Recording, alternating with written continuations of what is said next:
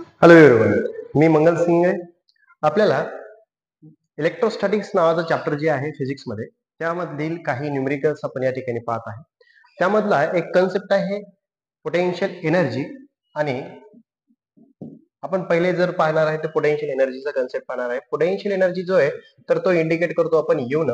त्याचा जो फॉर्म्युला आहे KQ1 Q2 अपॉन R, आपल्याला असा फॉर्म्युला आपल्याला पाहायला मिळतो. मग U इज इक्वल टू आपल्याला भेटतोय K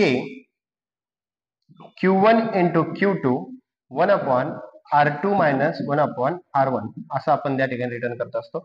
या केलाच आपण म्हणत असतो प्रोपोर्शनॅलिटी कॉन्स्टंट किंवा इलेक्ट्रोस्टॅटिक कॉन्स्टंट. हा जो आहे याची व्हॅल्यूज असते 1 अपॉन 4 पाय एप्सिलॉन 0.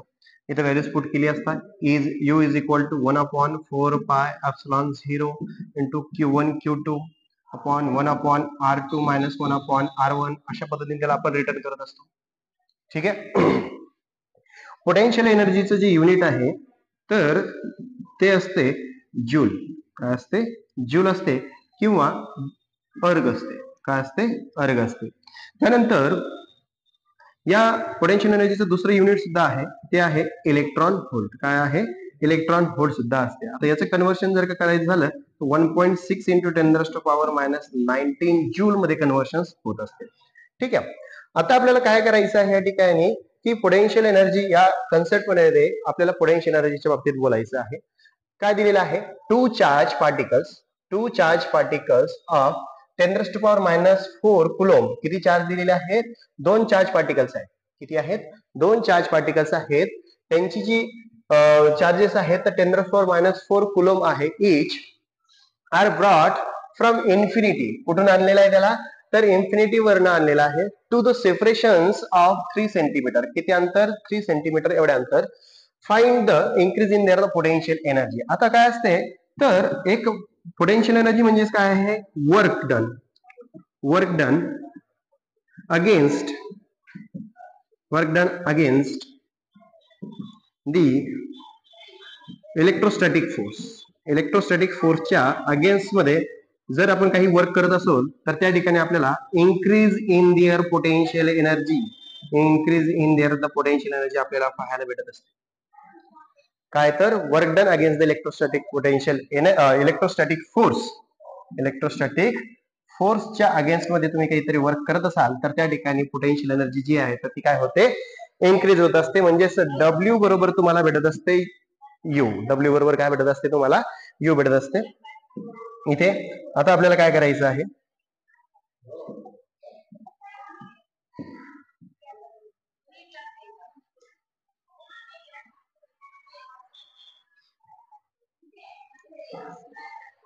की पोटेन्शियल एनर्जीचा जो फॉर्म्युला आहे तर तो work done against the electrostatic force is equal to increase in their potential energy आपण असा पाहिलेला आहे. ठीक आहे. मग आपल्याला इक्वेशन मध्ये काय दिलेलं आहे बघा या ठिकाणी. या इक्वेशन मध्ये काय फाइंड आउट करायचं आहे? इथे बघा आपल्याला काय दिसते आहे, इथे आहे 2 चार्ज दिलेले आहे. 2 चार्ज पार्टिकल्स ऑफ 10⁻⁴ कुलोम. म्हणजे 2 चार्जेस आहेत तर त्या 2 चार्जेसची व्हॅल्यू दिलेली आहे आपल्याला. म्हणजे Q1 आणि Q2 ची जी व्हॅल्यूज आहे तर ती आहे 10⁻⁴ कुलोम एवढी दिलेली आहे. इच प्रत्येकाची जी व्हॅल्यूज आहे ती 10⁻⁴ कुलोम एवढी आहे. Broad from the infinity. तर त्याला काय करतोय आपण? इन्फिनिटी वरनं घेऊन येतो आहे. आणि सेपरेशन डिस्टन्स किती आहे? 3 सेंटीमीटर एवढा आहे. म्हणजे आज आपल्याला दिलेला आहे. Find the increase in the potential energy आपल्याला फाइंड आउट करा म्हणतोय. आपल्याला एक फॉर्म्युला माहित आहे, U is equal to K Q1 Q2 upon R असा आपण फॉर्म्युला पाहिलेला आहे. ठीक आहे. आता माहित आहे की इन्फिनिटी होऊन जर का एखादा जो की आहे एक इन्फिनिटी होऊन जर का आपण काहीतरी ऑब्जेक्ट घेऊन येतो आहे, चार्ज घेऊन येतोय तर त्या ठिकाणी आपल्याला असा एक फॉर्म्युला पाहायला भेटला, तो 1/4 pi epsilon 0 Q1 Q2 1 upon R2 minus 1 upon R1. तर जे R1 जो आहे तर तो इन्फिनिटी घेतलेला आहे. म्हणजे 1 अपॉन इन्फिनिटीची व्हॅल्यू असते 0. म्हणजे ही जी टोटल टर्म्स जी आहे तर ही टोटल टर्म 0 होऊन जाईल. आणि या R2 ची व्हॅल्यू घेतलेली आहे R. मग आपल्याला इक्वेशन भेटतं U is equal to 1/4 pi epsilon 0 into Q1 Q2 upon R असं डेरिव्हेशन भेटते. आता या इक्वेशन मध्ये आपल्याला व्हॅल्यूज पुट करायची आहे. म्हणजे Q1 Q2 दिलेला आहे आणि R सुद्धा आपल्याला दिलेला आहे. तर आपल्याला इक्वेशन कसं दिसतंय बघा इथे.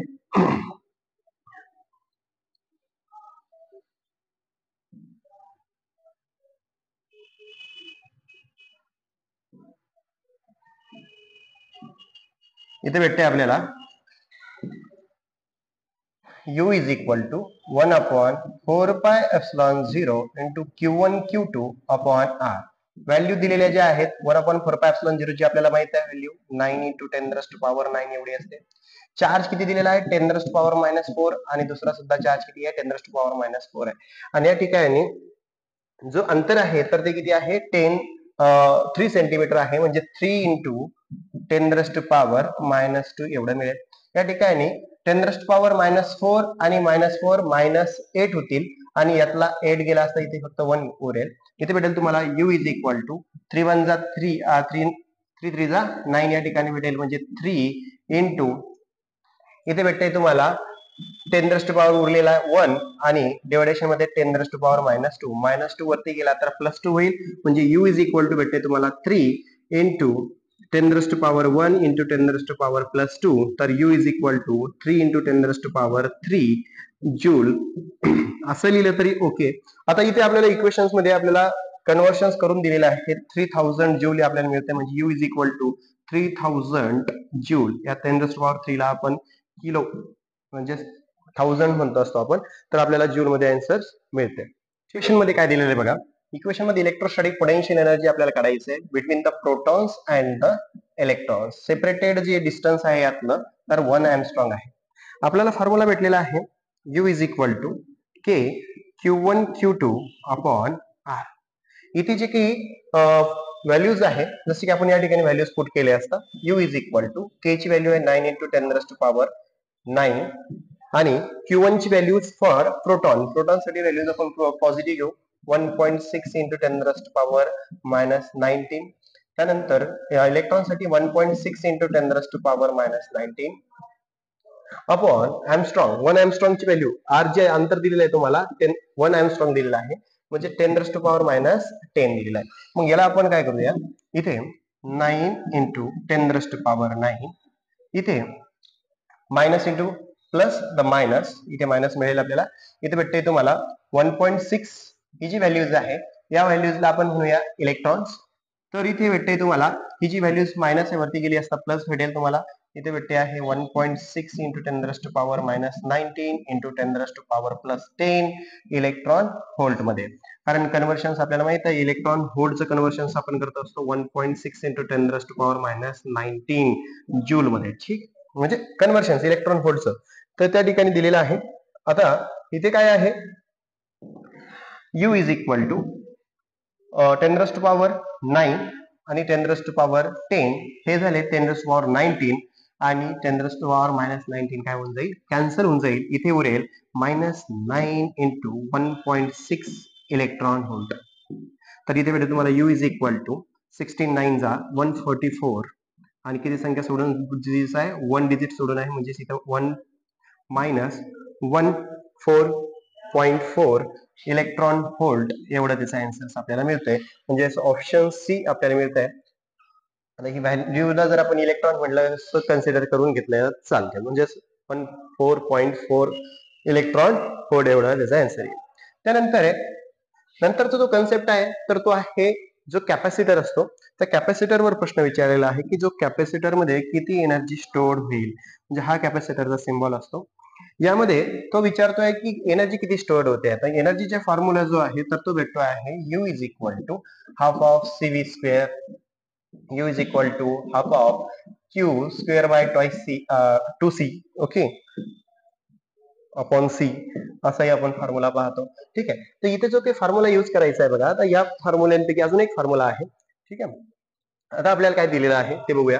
एक चार्ज आहे किती दिलेला आहे 40 मायक्रोकुलम, म्हणजे या ठिकाणी आपण लिहूया Q इज इक्वल टू 40 मायक्रोकुलम, म्हणजे इथे भेटते तुम्हाला 40 इंटू 10⁻⁻6 कुलम एवढी is given by the capacitor having the capacitance of किती कॅपॅसिटन्स दिलेला आहे 10 मायक्रोफॅरेड. म्हणजे या ठिकाणी व्हॅल्यूज तुम्हाला भेटली आहे C is equal to 10 into 10⁻⁻6 farad एवढी. आणि आपल्याला तो काय म्हणतोय की किती एनर्जी तिथे स्टोअर्ड झाली असेल ते फाइंड आउट करा. म्हणजे आपल्याला इथे Q दिलेला आहे आणि C सुद्धा दिलेला आहे, म्हणजे हा जो फॉर्म्युला आहे हा यूज करणार 1/2 of Q square by C. इथे भेटेल तुम्हाला u is equal to 1/2 of Q. Q ची व्हॅल्यू दिलेली आहे आपल्याला 40 इंटू 10⁻⁻6 चा स्क्वेअर अपॉन सी. सी भेटलेला आहे 10 into 10⁻⁻6. u is equal to 1/2 into 40 into 40 into 10⁻⁻12 upon 10 into 10⁻⁻6. आता इथले -6 आणि यातले -6 कॅन्सल झाले, या ठिकाणी -6 राहतील. त्यानंतर 2 1 जा 2, 2 2 जा 4, या ठिकाणी आपल्याला भेटते आहे. इथे भेटेल तुम्हाला u इज इक्वल टू काय भेटते आता या ठिकाणी, या ठिकाणचा एक 0 कॅन्सल झाला, 4 मधला एक कॅन्सल झाला. इथे काय राहिलं 4 इंटू 2, 4 इंटू 2 म्हणजेच काय 8, 4 इंटू 2 म्हणजेच काय 8 इंटू काय राहिलेली टर्म्स आहे ही टर्म्स राहिलेली इंटू 10⁻⁻6 आणि म्हणजेच u is equal to 8 into 10⁻⁻6 भेटत आहे. आणि आपल्याला जे आन्सर दिलेलं आहे ते अर्ग मध्ये दिलेलं आहे, म्हणजे त्या पोटेन्शियल एनर्जीचं कन्व्हर्शन जे आहे जूल मध्ये भेटत आहे आपल्याला. याचं कन्व्हर्शन आपल्याला कशात करायचं आहे, अर्ग मध्ये करायचं आहे. म्हणजेच तुम्हाला एक गोष्ट माहित आहे, अगोदर एक फॉर्म्युला पाहिला असेल तुम्ही की कन्व्हर्शन्स डायमेन्शन मध्ये तुम्ही पाहिला असेल, unit and dimension, unit and measurement नावाचं चॅप्टर आहे. 1 जूल इज इक्वल टू 10⁻7 अर्ग एवढी आपल्याला व्हॅल्यूज माहित असते. म्हणजे एका जूलची व्हॅल्यू 10⁻7 अर्ग आपण पुट करत असतो. म्हणजे u इज इक्वल टू भेटते तुम्हाला 8 इंटू 10⁻⁻6 इंटू 10⁻+7. तर u इज इक्वल टू भेटते तुम्हाला 8 इंटू 0 अर्ग. 80 अर्ग त्या ठिकाणी तुम्हाला आन्सर्स भेटते आहे. हा ओके सॉरी, इथे आपला 2 नाही राहिलेला आहे, हा 20 राहिलेला आहे. मग 20 into 4 that equal to 80 okay, and 80 into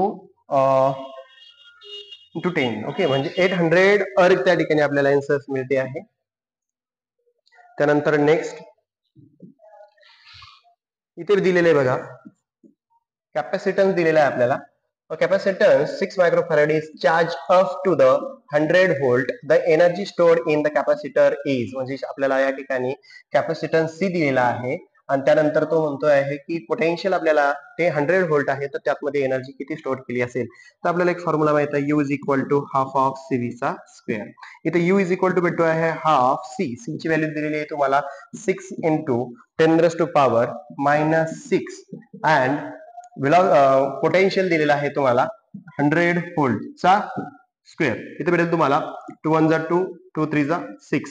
इथे भेटते तुम्हाला 3. u is equal to 3 into 10⁻⁻6 into 10⁻2 ची पॉवर 2 म्हणजेच किती आहे 10⁻4 होईल. इथली 4 आणि आतमधनं 4 कॅन्सल होईल, इथं उरेल 2. म्हणजेच u is equal to 3 into 10⁻2.